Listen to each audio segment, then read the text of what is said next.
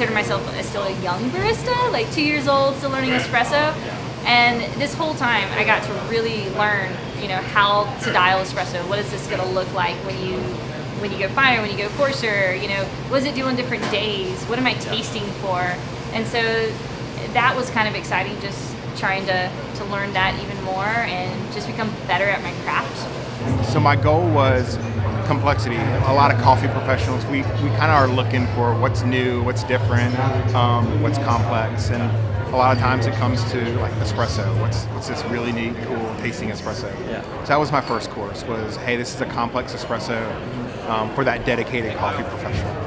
So then there's the comfort aspect. How can I introduce comfort into my shop? So that's where you have great drinks like cappuccinos and lattes, do them really well, because you want that, that customer, that first timer. I call them the intimidated first timer. Yeah. So that's more of a comfortable drink.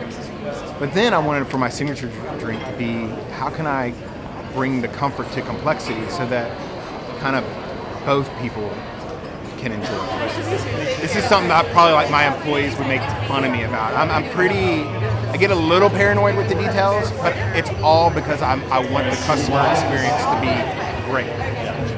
I don't have to make this drink necessarily a specific way. I need my customer to enjoy it, and there's a lot of different things that I can do to make it great. I try to approach it as much as possible like a cafe situation. I think if I can bring that experience, judges are going to have a good time. And done a lot of public speaking in my life, just all over the place, and so I tried to approach it as much like that as I could.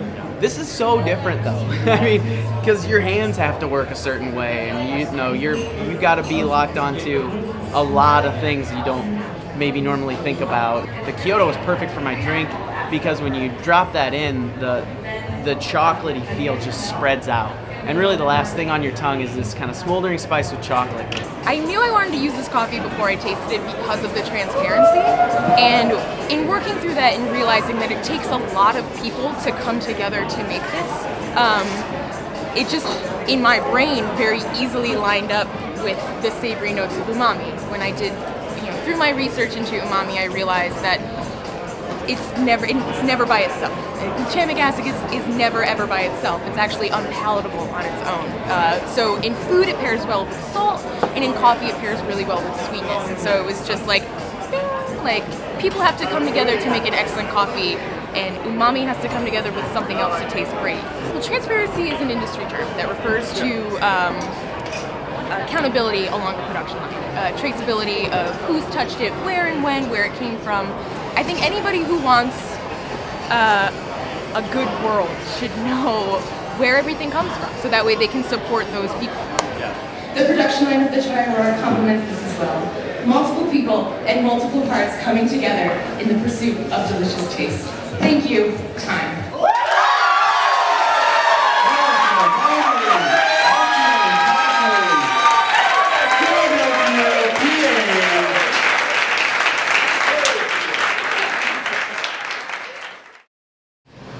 I think what it does, like any competition anywhere, helps hone your skills. Like if you're choosing to compete, you're choosing to put yourself out there and say, okay, I think I got something that is worthy to at least be experienced by other people. And so these competitions are a way that we as other baristas can, kind of push and pull off of each other, kind of like iron sharpening iron, and say, wow, okay, look what he's doing, look what they're doing. I need to amp up my game, or just be here to at least inspire each other, to be better baristas, better at your craft. That simplicity and pure love, that why we do this every single day. Why we wake up in the morning to go rush crazy people, everything that we love for is because we love this particular thing that we do. So I just want to try to convey that as much as I can and try to put the passion that is behind everything. I think that it definitely is a catalyst for positivity in the specialty coffee community, and also just a great networking opportunity, and just really, really fun, because all these people here, the coffee is their passion, and for a weekend they get to be around people who are just like, they get that. It's not really like a talent show. It's not really like an exposition. It's a competition. People love competition.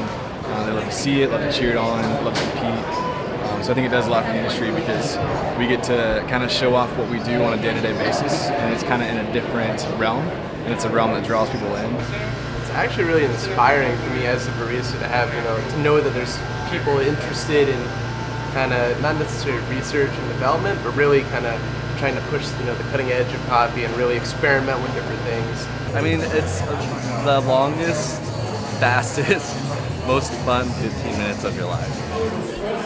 It's like the one time of the year where all these coffee people get to like pitch these TED Talks that they've been coming up. I mean, it's way more complicated because you have to make drinks. For me, it's just about the community. So it was really a group effort. That's what it's about. Like, that's what coffee is. It's a community. So even being here today, it's just, it was all worth it.